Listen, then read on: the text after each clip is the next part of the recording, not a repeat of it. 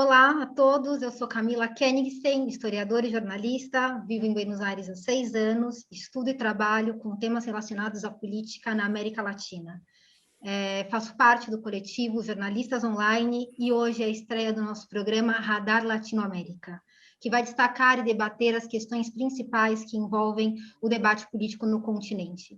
Hoje, junto comigo, estão o jornalista Laerte Rimoli, o sociólogo Carlos Muanes e como invitado Lautaro Rivara, que tem um currículo enorme de muitas coisas. Bom, Lautaro é doutorando em História pela Universidade Nacional de La Plata, bolsista e pesquisador do Instituto de Investigação em Humanidades e Ciências Sociais, brigadista internacional no Haiti e colaborador de diversos jornais no mundo, né, Lautaro? Já de maneira ampla. Bom, antes de mais nada, queria falar um pouco dos jornalistas online. Jornalistas online é formado por um time de profissionais que atuaram nos principais meios de comunicação no Brasil. Nossa missão, informação honesta, como deve ser. Lautaro, bem-vindo. Muchas gracias por el tiempo, por atenderme así de golpe. Te agradezco muchísimo. Es un honor tenerlo con nosotros. Bueno, gracias a ustedes, un gustazo enorme. Bueno, ya miramos que estamos acompañando también, así como vos, toda la situación que está. Hace días estamos también con esta tensión toda, que también viene de México, no podemos olvidar que ya también acompañando desde domingo lo que pasa con López Obrador y la posibilidad de seguir o no con sus proyectos progresistas. Miramos ahora un Perú en un escenario de incertidumbre, por más que Pedro está en una posición de ya casi cerca de un anuncio, sin embargo, todavía nada. Quería preguntarte, antes de más nada, 5 años, 4 presidentes. La inestabilidad de Perú ya es casi una regla en la frágil democracia, ¿no? Desde 2018 hemos seguido varias demostraciones de insatisfacción de la población peruana. Los candidatos actuales, o sea, ahora ya con un direccionamiento más para Pedro, ¿pueden cambiar el escenario político de esta instabilidad o esto se va a ver un acicamiento? Sí, primero ahí me parece marcar una cierta peculiaridad del sistema político peruano, que es este esquema que es presidencialista, pero con un parlamento que quizás tiene mayores prerrogativas que en otros países de América Latina, donde quizás tenemos un modelo presidencialista mucho más acabado, mucho más consolidado.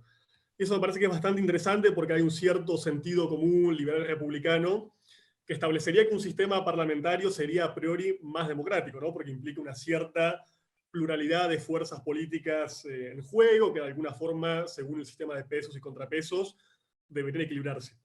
Lo que venimos viendo en el Perú, por lo menos en los últimos años, es precisamente todo lo contrario. Este poder de veto del Parlamento, estas mociones de confianza o estas mociones de censura, viendo siendo utilizadas como prácticamente armas de guerra contra los presidentes democráticamente constituidos. Digo, nos pueden gustar más o menos cada uno de las figuras que ha ido desfilando por la presidencia del Perú en este último tiempo, pero la realidad es que la fuerza política del fujimorismo ha utilizado su mayoría parlamentaria para de alguna forma iniciar esta especie de juego de tronos, digamos, de danza permanente de presidentes, aspirando que en algún momento, a través de ir, digamos, haciendo saltar fusible, quemando figuras presidenciales, esta minoría intensa, sin posibilidades de convertirse de forma democrática en mayoría, que es el fujimorismo, pueda acceder por este vacío de poder a la presidencia de la República. Entonces, creo que ese ha sido un dato constante de los últimos años en el Perú,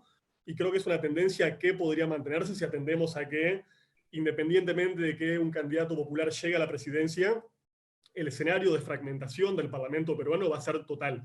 Estamos hablando de 10 bancadas, ninguna con mayoría parlamentaria propia y con una mayoría inmensa de bancadas claramente conservadoras que se han mostrado completamente alineadas en los últimos meses y últimas semanas a la candidatura de Fujimori. Entonces, creo que esta convocatoria que ha hecho Castillo a lanzar un proceso constituyente y de alguna forma romper esa especie de empate catastrófico entre Ejecutivo y Parlamento, creo que es una medida básica para garantizar la gobernabilidad en un país como Perú hoy en día.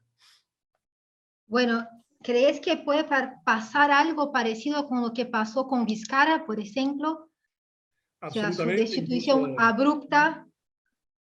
Absolutamente, digo, esa arma, esa carta está, digo, no, nos gusta, no es una carta constitucional en el Perú, entonces esa posibilidad que fue utilizada contra candidaturas incluso muy conservadoras como las que han circulado por el poder los últimos años, podría ser tranquilamente utilizada contra Pedro Castillo. De ahí una declaración que él ha hecho que fue leída como muy polémica, que es: yo voy a cambiar la Constitución y si no me dejan voy a cerrar el Parlamento, digamos. Eso, insisto, puede leerse como una lectura de autogolpe o autodemocrática, pero vale la pena decir que el Parlamento ha venido funcionando con una suerte de corporación que ha vetado los procesos democráticos en el Perú. Entonces, de alguna forma ese doble juego tiene que ser roto bajo el riesgo de que la candidata Fujimori, que no ha alcanzado una mayoría electoral ni siquiera con el apoyo del establishment económico, de las grandes corporaciones de prensa, de la práctica totalidad de los partidos políticos, digo, esta señora va a poder gobernar por el poder de veto que tiene el Parlamento. Ese es un riesgo para la democracia peruana y creo yo para la democracia latinoamericana, porque los parlamentos han sido utilizados, y creo que el caso de Brasil es bastante elocuente en este sentido, como herramientas realmente destituyentes y como instrumentos de guerra política contra candidatos con mayoría popular. Bueno, Carlos, ¿querés como hacer tu pregunta? Sim, sim. Lautaro, muito obrigado por participar desta rodada de conversa. Eu te pergunto o seguinte: o Pedro Castilho é professor, militante dos movimentos sociais, muito ligado às comunidades camponesas, e se tornou uma liderança nacional de uma maneira impressionante, né? Na eleição, a luta de classes, na minha opinião, estava presente ali, com muita nitidez, né? Ostensiva, né? E o Castilho, que defende reformas sociais, a aplicação das políticas públicas em favor das maiorias totalmente desfavorecidas do Peru, né? Um maior controle estatal sobre os recursos, sobre os minérios, né? Para que essa renda possa ser investida em favor dessas maiorias. E a sua principal bandeira, que eu acho que é muito ousada nesse momento para o Peru, que é a Assembleia Constituinte, para construir um país mais justo e democrático. E um dos símbolos da campanha dele foi o lápis, né? O símbolo do lápis, que é escrever uma nova história, né? Então, eu te pergunto, como ele apontou problemas muito concretos, muito reais para a realidade do Peru, ele conseguirá concretizar esse objetivo? Quer dizer, quais são os limites dessas mudanças que ele anunciou? Yo creo que los límites y potencialidad de Castillo son los del propio Perú, digamos. Yo ahí primero con lo que vos mencionabas en la introducción, comparto, creo que ha habido una lectura quizás un poco equivocada. Digo, si bien la candidatura de Castillo, digo, nos tomó por sorpresa en función de su caudal electoral, de sus posibilidades de acceder a la presidencia, algo que a priori, sinceramente, prácticamente ningún analista, periodista veía antes de la primera vuelta. Sí hay que decir que el proceso social del que Castillo es expresión no es un elemento novedoso.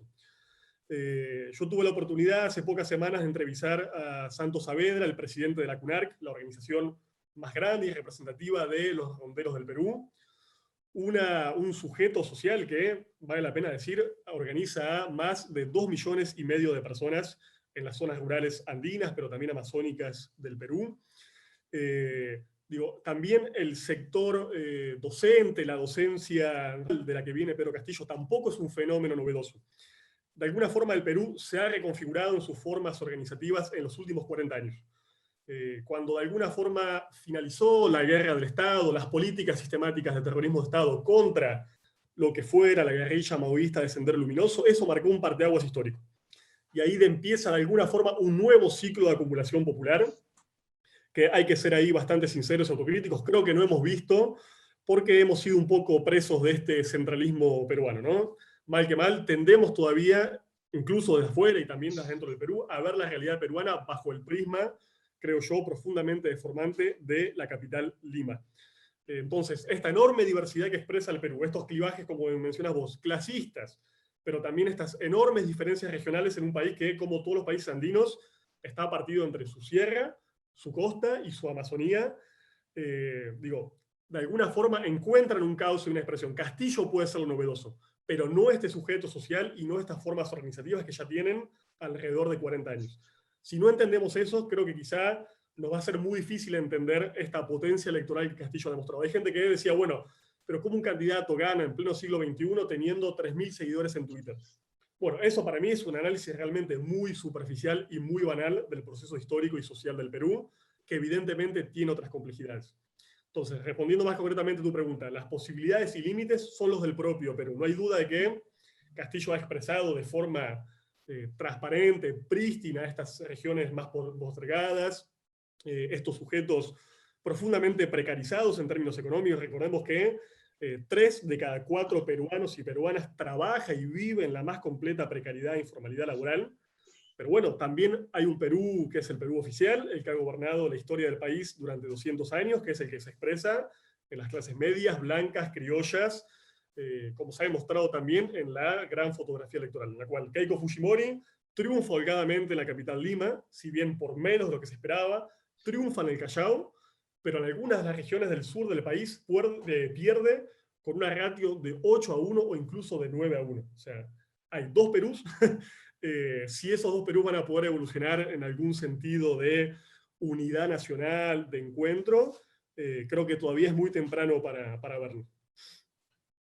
Es importante, Lautaro, acordar que Pedro surgió como un liderazgo de la huelga de 75 días por cambio en las estructuras educacionales en Perú, ¿no? Esto también es como la demostración de este abandono del campesinato, de la zona rural de Perú, que es esa parte completamente olvidada por quien está centralizado en Lima, lo que marca esa división, que es una división también que está en casi todos los países de América Latina, ¿no? Absolutamente. E incluso agregar, Camila, que esta acumulación social no se ha estancado ahí. También ha habido un proceso de acumulación electoral previo que tampoco logramos visualizar. Digo, no deja de ser sintomático que el que iba a ser el candidato natural de Perú Libre, el fundador del partido, Vladimir Cerrón, fue 2 veces gobernador de Junín, digamos, una región no del todo periférica, digamos, una región de cierta importancia, sin duda económica, también demográfica. También que otros candidatos han llegado a conquistar la gobernación de Puno, como fue el caso de Adubirin, e incluso también algunos gobiernos regionales. Entonces, insisto, esta especie de catapulta electoral que lleva a Pedro Castillo virtualmente a ser el presidente electo del Perú, reconoce un periodo de acumulación social previa y también de una acumulación electoral intermedia sin la cual no podemos comprender este proceso. Claro que esta acumulación electoral ya venía siendo claramente perseguida, hostilizada. Quizás el caso del Perú, la práctica de la lawfare en el Perú sea una de las menos conocidas en todo nuestro continente. Ha sido notoria, visible, pública en el contexto del Brasil, en el caso ecuatoriano, también en la Argentina, pero en el contexto peruano, por tratarse justamente de candidaturas regionales o candidaturas locales, no hemos visto que ese proceso sí ha avanzado y mucho, y es realmente muy peligroso. Laerte, creo que esto creo que engancha en su pregunta, ¿no? Cuando estábamos pensando. Sí, creo que Laerte tiene una cuestión, Lautaro, muy pertinente. Lautaro, os países da América do Sul estão divididos entre direita e esquerda. Keiko é de direita, Castilho de esquerda. Aqui no Brasil nós temos também essa divisão nítida com o presidente Bolsonaro e o principal candidato Lula, que é de esquerda. Quais são as semelhanças e as diferenças entre esses 4 políticos? Porque nos parece que Keiko tem a ideologia da Keiko é semelhante à do Bolsonaro e de Lula e Pedro também tem semelhantes. Como você vê essa relação desses 4 políticos e desses 2 países? Perdón, mencionaste Bolsonaro, Lula, ¿y cuáles son los otros 2? Keiko e Pedro. Bien. Keiko e Pedro, Bolsonaro e Lula. Qual é a relação? Há similitudes, sim. Há similitudes e diferenças, né, entre eles. Bien, sí, yo creo que hay una primera comparación pertinente entre Keiko y Bolsonaro en términos puramente ideológicos, ¿no? Llamémoslo en términos más abstractos, ¿no? ¿Cuál es su política por ejemplo, hacia las mujeres, hacia los migrantes, hacia las poblaciones racializadas. Pero creo que hay una diferencia, digamos. De alguna forma, la derecha bolsonarista, creo yo, ustedes tienen mucho más herramientas de análisis para pensar el Brasil, ha implicado, digamos, una estrategia de movilización popular de sectores profundamente conservadores, pero que apelan como una estrategia de presión a la presencia constante y permanente en las calles. En el caso del Perú, si bien no podemos negar que Keiko Fujimori también tiene una pregnancia popular. Lautaro, Sim. um momento. A presença popular até pelo negacionismo, porque os apoiadores de Bolsonaro vão à rua porque não tem medo da Covid, não é isso? Absolutamente, pero no deja de ser sintomático que en este contexto, aún en los últimos minutos de la coyuntura electoral, aún no estando clarificado el resultado oficial de las elecciones, Keiko no ha logrado movilizar a su base electoral. Sí la ha logrado movilizar en términos electorales, pero no en términos de calle. Y la foto, la radiografía de todo el Perú, incluso en la propia Lima, es que la gente que está en la calle está apoyando al candidato Pedro Castillo. Pero para mí hay que entender algo también más complejo y problemático, que es por qué Keiko tiene de alguna forma cierta llegada, cierta pregnancia en algunos sectores populares, notablemente urbanos, de las periferias de Lima. Porque también hay que entender y reconocer la complejísima historia del fujimorismo en el Perú y cómo este proceso fujimorista de alguna forma construyó su legitimidad. Hoy es muy fácil decir en retrospectiva, fue un proceso dictatorial, lo que sabemos. La propia Camila, por ejemplo, ha escrito recientemente sobre la política de esterilización forzada hacia cientos de miles de mujeres peruanas, pero como todo proceso que construye hegemonía, también lo hace con elementos positivos, digamos. Y el gran discurso que legitimó al fujimorismo y del cual, de alguna forma, Keiko se presenta como legataria es el discurso del orden, de la tranquilidad, del fin del conflicto, del combate a la subversión. Digo, toda esta especie de revival anticomunista, esta campaña macartista, como no veíamos desde los tiempos de Reagan en los Estados Unidos, tiene que ver con una memoria histórica muy presente en la mayoría de los peruanos y las peruanas. Sin ir más lejos, un elemento puramente anecdotario. Yo vivo en un barrio peruano, en la ciudad de La Plata. Acá la campaña de la migración peruana ha sido muy intensa, y uno puede ver, digo, en sectores muy humildes, sectores trabajadores, aquellos que trabajan en el rubro gastronómico, una apelación histórica, una memoria histórica de la práctica del terrorismo que los conduce de alguna forma a votar hoy por Keiko Fujimori. Entonces digo, también hay que entender esos elementos contradictorios, porque colocar al enemigo en la pura negatividad muchas veces no nos permite comprender de qué forma está construyendo su legitimidad política e histórica, que depende del dominio de las grandes corporaciones, recursos financieros, un montón de cuestiones que conocemos, pero también del apelar inteligente a una cierta memoria histórica. Si ustedes han visto, la campaña electoral en el Perú ha girado en torno a dos pilares centrales: la corrupción y el terrorismo. Dos pilares obviamente muy, muy complejos para discutir desde fuerzas populares o progresistas. Y creo Lautaro, que inteligencia ha sabido dialogar con esos dos pilares y de alguna forma darles la vuelta discursiva para presentarse en respuesta a ellos. Lautaro, no Brasil também essa questão da corrupção foi o carro-chefe do Bolsonaro, né? Ele chegou lá usando essa história da corrupção. No entanto, ela é endêmica no nosso país, ela existe em todas as esferas, né? Não se resolve com um governo, com um presidente, nem ele é tão puro assim, né? Então, acho que... Perdón, puede decir, Roberto. No, es esto. No, yo es que creo que para nosotros como que miremos Perú, un poco lo que pasa allá, tenemos como algo de similitud que puede pasar en Brasil, ¿no? Como el mismo discurso de la corrupción, que se agaje esto y que otra vez esto forme una base para el próximo año. Por eso que miramos mucho, con mucha atención, todo ese tema. Lo que nos llamó también la atención es que es impactante Keiko, y que ahí también pensando en Bolsonaro, es impresionante que todavía esté en la escena política, ¿no? Diversos escándalos que involucraron a la familia a lo largo de los años, que debería ser un factor de rechazo, pero como bien dijo vos, no fue así completamente. No hace falta recordar de la prisión del padre, de los crímenes de lesa humanidad, y de la corrupción marcada incluso en la figura de Keiko, que tampoco ya incluso dijo que el indulto del padre, o sea, ¿cómo explicar el fujimorismo? ¿Qué es el fenómeno del fujimorismo en América Latina y qué significa esto para los demás países? Sí, primero decir que el problema del fujimorismo o el fenómeno del fujimorismo excede a la figura de la propia Keiko Fujimori. Si nosotros recordamos y nos retrotraemos a este amplio mosaico de candidaturas conservadoras que se presentaron en la primera vuelta electoral, había por lo menos 3 o 4 candidaturas que uno podría sindicar como ideológicamente fujimoristas. Incluso una de ellas, que tuvo chances relevantes de pasar al balotaje, fue el propio Hernando de Soto. Hernando de Soto fue el gran ideólogo económico del Fuji Shock en la década de los 90. Fue el que estableció de alguna forma la política de shock.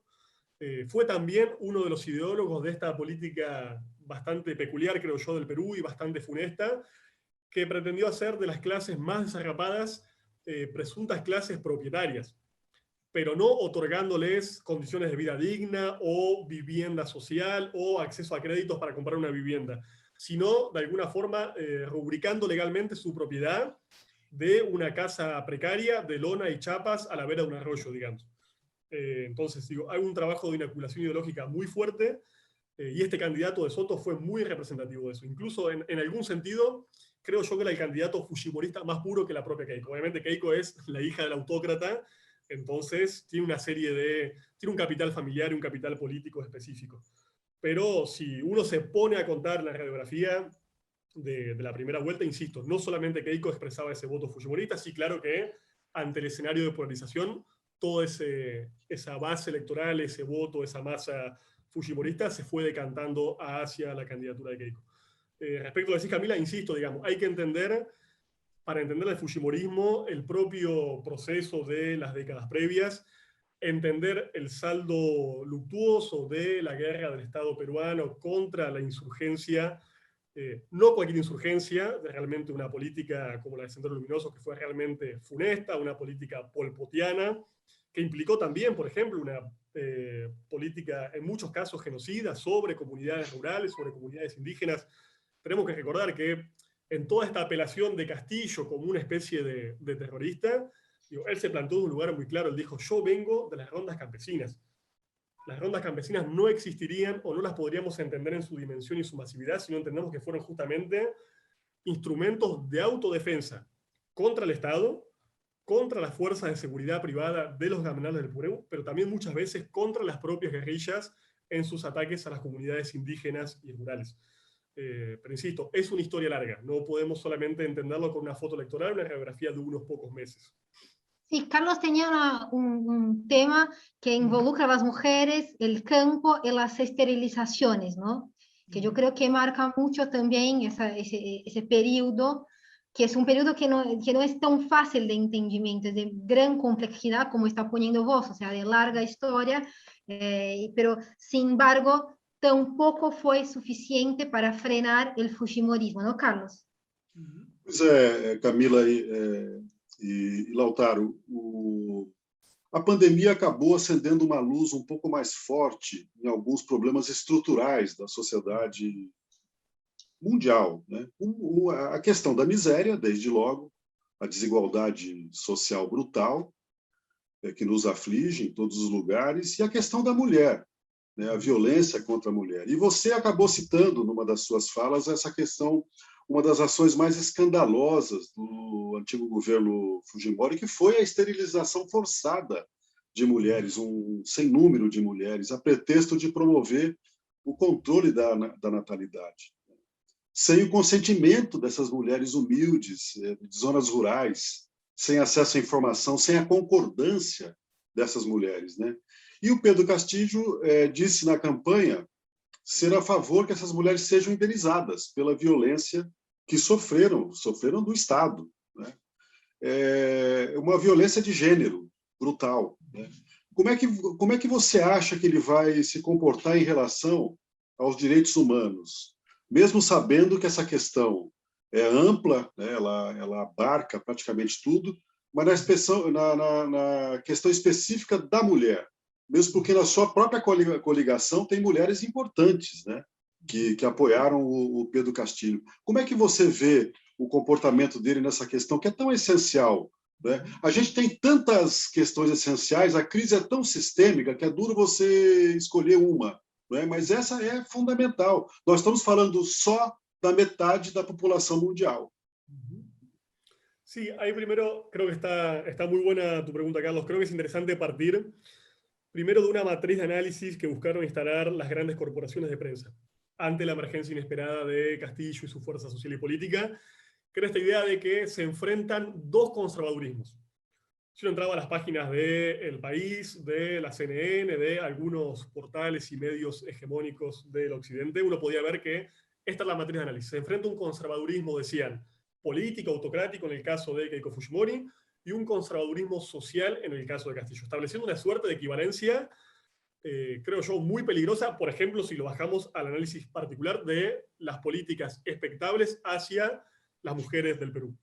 Digo, evidentemente no es lo mismo ni es comparable un candidato, obviamente, conservador en términos de moralidad sexual, muy cercano, hay que entender también a bases sociales evangélicas que son en muchas regiones del Perú hegemónicas y mayoritarias, con una candidata como Keiko Fujimori que reivindica expresamente la herencia de su padre, que incluye entre uno de sus capítulos más luctuosos la política de esterilización forzosa, que como vos decís, fue presentada como una política de natalidad, no fue un exceso, no fue un error, fue algo centralmente planificado desde el Estado y aplicado masivamente hacia las mujeres del Perú. No solamente hacia las mujeres en abstracto, sino hacia las mujeres particularmente indígenas, campesinas y de las zonas más apartadas. Entonces creo que un primer punto de partida es establecer, no hay equivalencia posible, digamos. No hay nada que pueda hacer Pedro Castillo y Perú Libre en términos de materia de género que pueda siquiera equiparar una política genocida como fue la de las esterilizaciones. Después ahí creo que evidentemente va a ser uno de los, ya lo es, de los puntos de debate más álgidos de la propia coalición de gobierno que podemos ver. Creo yo que hubo una foto muy esperanzadora, creo que fue el día de ayer, cuando estábamos en pleno conteo de los votos, en el que Pedro Castillo aparece en el balcón de la casa del maestro en Lima, acompañado de dos figuras prominentes de Juntos por el Perú.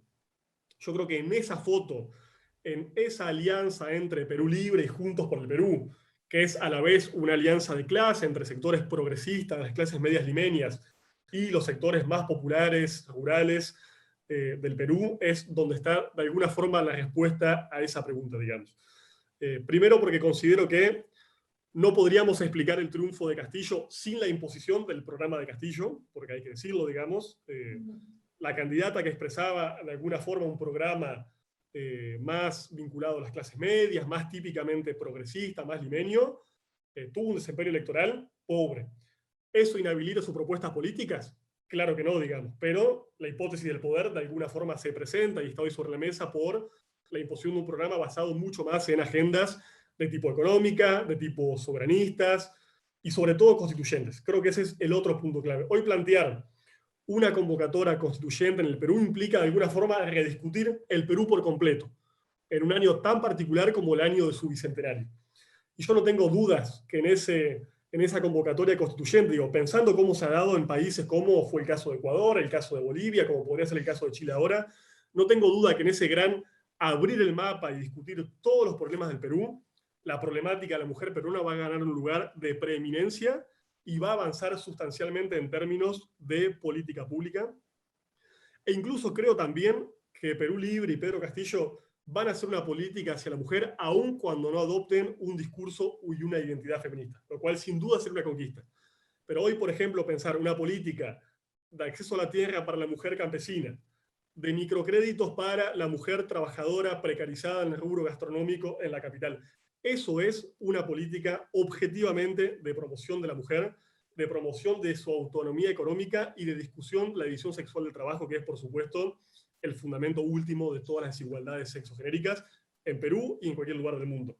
Entonces creo que evidentemente hay una esperanza muy grande en ese sentido. Obviamente nada está dicho y todo depende de el mapa de fuerzas que termine de acomodarse en esta coalición gobernante, que obviamente es muy novedosa, digamos. Se está constituyendo sobre la marcha la propia campaña electoral. Laerte tenía una pregunta en relación a a esto, ¿no? Ese escenario de Ecuador, Bolivia, cómo se va formando bloques ahí como bastante densos, que también es como que sinaliza algo del próximo año para nosotros en América Latina, me parece. Bueno, Laerte, te dejo la pregunta. A gente olhando para a América do Sul hoje, nós temos 5 presidentes, 4 presidentes que são de esquerda e 6 de direita. Né? Alberto Fernandes de esquerda, Pedro Castilho se confirmado, Nicolás Maduro, Guillermo Lasso e Luiz Arce da Bolívia. E Mário Abdo, Ivan Duque, Lacage, Sebastião Pinheira e Bolsonaro do Brasil de direita. Essa nítida divisão, que reflexos... Quando você fala, por exemplo, que o Pedro pode ser um avanço, ele é casado, como me lembrou Camila, com uma mulher evangélica. Então ele já tem dentro de casa um problema, né? Porque é mais conservadora. Como que essas forças políticas se movimentam? Se o Lula vencer o ano que vem, as pesquisas indicam que ele pode vencer, essa balança para a esquerda vai pender para o lado esquerdo, porque a Argentina e o Brasil são os maiores países. Então, é muito curioso a gente ver que, apesar das diferenças regionais, a questão política se movimenta no mesmo curso de direita e esquerda, de atraso, de avanço, de retrocesso. Então, como você analisa hoje a possibilidade de uma vitória da direita ou da esquerda no Brasil para esse cenário da América do Sul? Bien, es una pregunta muy interesante con, creo, me parece, bastantes elementos dentro. Yo creo que un primer elemento, quizás algo más pesimista, tiene que ver con evitar esta tendencia que tenemos muchas veces los analistas latinoamericanos a hacer de cada caso particular una tendencia. Si ustedes nos analizamos a nosotros y nosotras mismas, venimos diciendo, bueno, ganamos un gobierno, nuevo ciclo progresista, segunda oleada en América Latina. Perdemos un gobierno, no, bueno, nuevo ciclo conservador, revancha neoliberal. Bueno, yo creo que evidentemente hay que ser a esta altura del partido un poco más calmos, parar la pelota, como se dice en el fútbol, y analizar las grandes tendencias estructurales de América Latina y del Caribe. Creo yo, y esta es mi opinión personal, que unas elecciones no marcan una tendencia regional, digamos. Creo que las tendencias son mucho más profundas, tienen que ver con elementos centrales de la geopolítica continental y global, con tendencias estructurales y de tipo económicas que, anteceden largamente a los procesos electorales. Sin embargo, creo yo que un triunfo ya prácticamente confirmado de Pedro Castillo en el Perú sería algo bastante parecido a un cimbronazo en América Latina, digamos. Sobre todo por el carácter inesperado de este candidato y sobre todo por este elemento que mencionábamos antes. Lo que estamos viendo no es solamente una mayoría electoral ajustada, estamos viendo un proceso de movilización social de nuevo tipo. Yo creo, insisto, la gran foto no son las urnas, la gran foto es las enormes mayorías que se están movilizando en todo el Perú en defensa de este candidato. La gran foto es la convocatoria de los ronderos del Perú a movilizar, si hace falta, cientos de miles de personas a la capital para defender un proceso electoral democrático.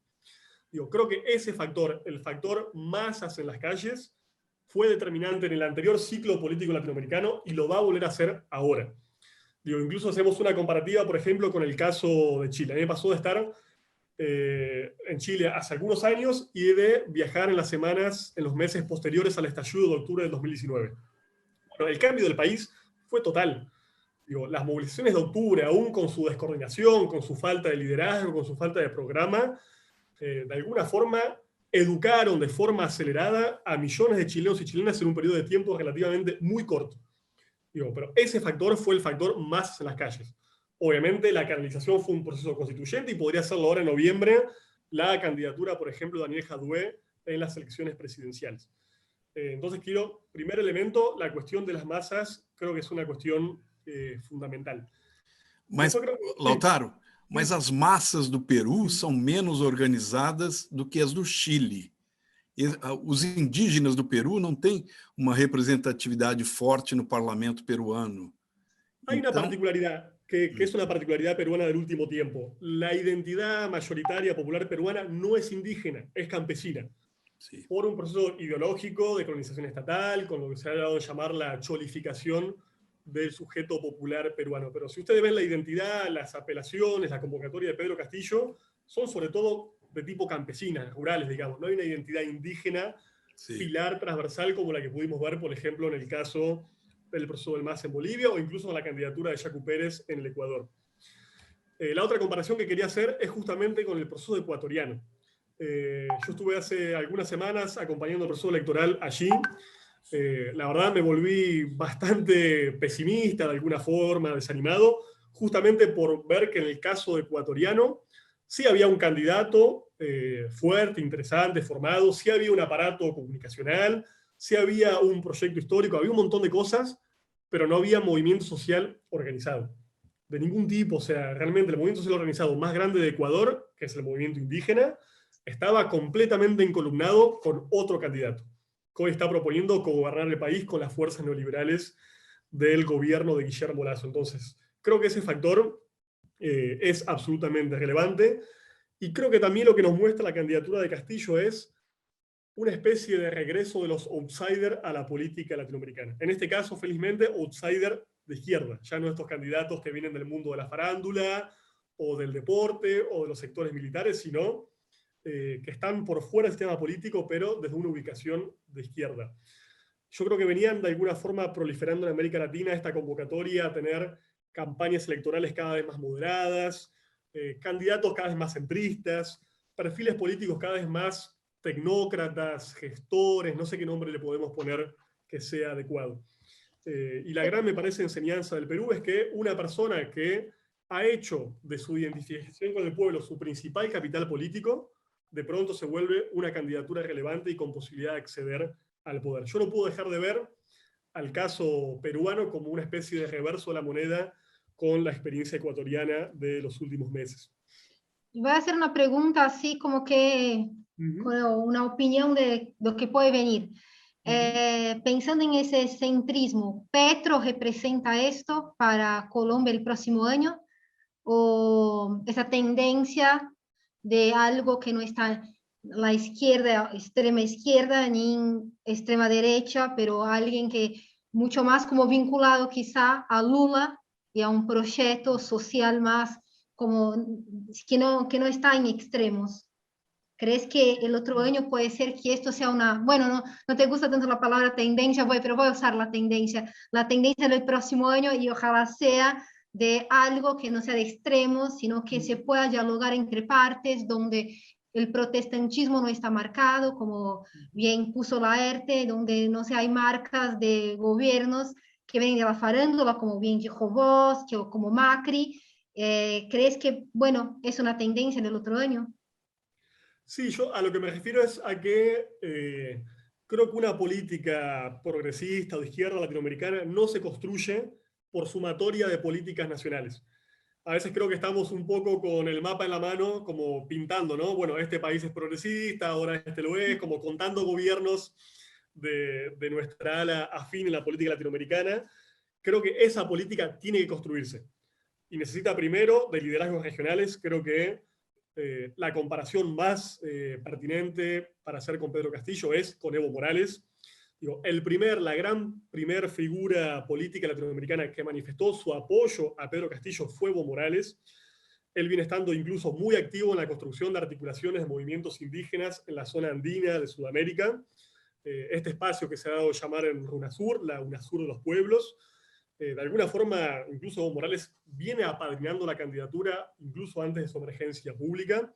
El propio Evo dijo, este señor Castillo va a gobernar con nuestro programa, dice, quiere nacionalizar los hidrocarburos.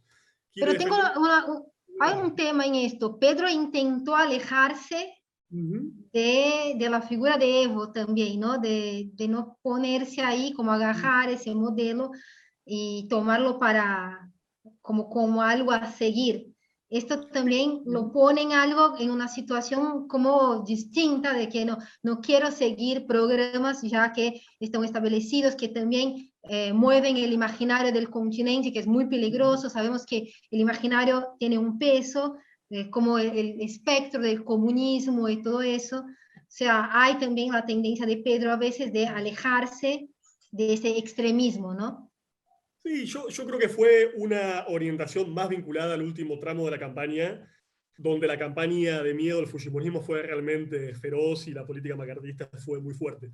Si uno incluso ve el programa político de Perú Libre, manifiesta una defensa clara de los procesos de integración latinoamericana, hay una vocación latinoamericanista, hay una percepción incluso muy positiva del gobierno cubano, pero yo insisto, si hablamos de alguna forma de modelos para el Perú, digo, sacándolo de la campaña, ¿no? Que uno va a decir, no, yo no voy a seguir ningún modelo, voy a hacer una política peruana para los peruanos, es evidente. Creo que si hay un modelo realmente para hoy, para Perú Libre, es el modelo del MAS en Bolivia, y me parece que es un modelo razonable. Incluso si uno compara las formaciones sociales, las formaciones históricas, las características de las clases populares, es mucho más relevante la experiencia boliviana que la experiencia incluso venezolana o cubana para el proceso de Perú Libre. Pero lo que me refería antes es que, digo, yo no niego que esto puede implicar un nuevo ciclo de integración latinoamericana. Me refiero a que no basta con conquistar gobiernos nacionales. Por ejemplo, después del triunfo de Alberto Fernández en la Argentina, se habló mucho del famoso eje de articulación Ciudad de México, Ciudad de Buenos Aires, siendo justamente dos polos progresistas en dos países de un peso, obviamente, continental significativo. Bueno, esta política muchas veces no salió de los papeles, no salió de una declaración de principios, incluso muchas veces Argentina y México no pudieron ponerse de acuerdo en puntos elementales de la agenda en el propio Grupo de Lima o en otros espacios de concertación política internacional. Entonces, hay que conquistar los gobiernos, hay que acceder al poder, que implica mucho más que conquistar el gobierno, y hay que hacer de vuelta activamente una política de integración latinoamericana, que implica, por ejemplo, revitalizar los espacios de integración como la UNASUR, como la CELAC. Digo, no se va a construir sola esa nueva oleada que obviamente estamos esperando y hoy por hoy me parece con los mejores augurios y esperanzas. Bueno, te pregunto, bueno, en la pandemia, hoy Perú es el país con mayor mortalidad por COVID. ¿Alguno de ellos, o más específicamente ahí Pedro, cuál es la posición de Pedro en relación al combate a miserabilidad, que bueno, ya es una realidad en Perú y la pobreza? ¿Hubo alguna manifestación de políticas públicas en relación a esto? Sí, yo creo que realmente podemos esperar que dos pilares muy fuertes con los cuales construir rápidamente una hegemonía política en Perú tienen que ver con la política en materia de educación, por cuestiones obvias. Si han escuchado a Castillo, habla de educación prácticamente todo el tiempo. Y el otro Sí, pilar un profesor, ¿no? es un profesor. Y el otro pilar es evidentemente la política sanitaria. Creo que ahí, primero decir que la vara está muy baja. Digo, lo que ha hecho el gobierno peruano en materia de, por ejemplo, política de vacunación es poco o prácticamente nada. Ahí en reiteradas ocasiones Castillo tuvo una declaración que creo que es importante, que tiene que ver con la voluntad e incluso ya una serie de preacuerdos para acceder a vacunas con países como por ejemplo Rusia y China. Eso es muy importante. Perú venía en su completo alineamiento con el establishment norteamericano, solamente pensando en el acceso a las vacunas norteamericanas, europeas, y como ya vimos en otros países de la región, abrir ese abanico y poder negociar en mejores condiciones con una serie de países productores de vacunas, creo que hoy por hoy es muy positivo en términos sanitarios y también en términos de la geopolítica peruana. Entonces, yo creo que sin duda Castillo va a recibir un apoyo sustantivo de parte de países como Rusia o Perú, perdón, como Rusia o China, para acceder rápidamente y de forma masiva a vacunas. Y creo que una rápida y eficaz campaña de vacunación sería la primer gran demostración patente de que se trata de un gobierno popular que está pensando en los sectores más favorecidos. Pensemos, el tema sanitario peruano está completamente privatizado, que toda esta ruptura regional, clasista que analizamos en el Perú se expresa también en términos sanitarios, que en buena parte del territorio nacional las personas tienen que desplazarse incluso hacia otros departamentos para acceder a un hospital de primeros auxilios. Entonces, digo, la vacancia en ese aspecto es muy grande, la fragilidad es muy grande, y hay mucho para hacer en, obviamente, una urgencia notable como es la de la pandemia. Pero yo en ese aspecto de la política sanitaria soy completamente optimista, digamos. Ah, bueno. Carlos Laerte, ¿alguna pregunta más? Eu quero agradecer o Lautaro, achei ótima a conversa e espero, né, oxalá, que a gente possa inaugurar uma nova fase aí diferente para as nossas Américas. Né? Lautaro, você falou em integração latino-americana, mas um dos traços do Brasil como potência regional é virar as costas para os nossos vizinhos, né? E o presidente atual fez apenas um gesto, foi na posse do Guillermo Lasso em Quito só.